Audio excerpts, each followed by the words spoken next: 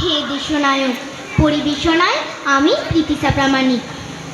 হে দেশনায়ক, হে বীর সৈনিক, তোমার চোখে ছিল স্বাধীন সার্বভৌম অখণ্ড ভারতের স্বপ্ন।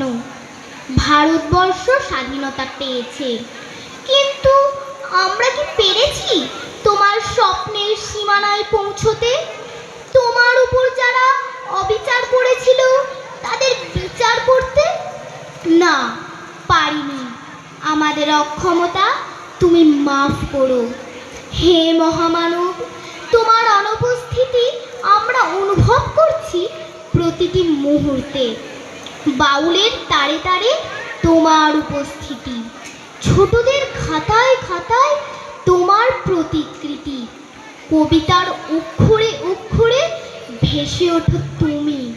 তোমাকে খুঁজি নদীর কলতানে, আকাশে খণ্ড মেঘের কিনারে, খুঁজতে থাকি বাতাসের অন্তরে, পাতার মর্মর ধ্বনিতে।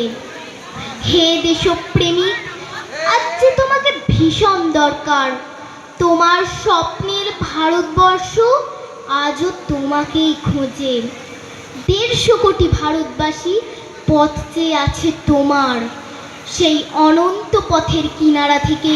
ঠিক ঠিক সেই আগের মতন দৃপ্ত কণ্ঠে শুধু একবার বলে ওঠো, আমি সুভাষ বলছি।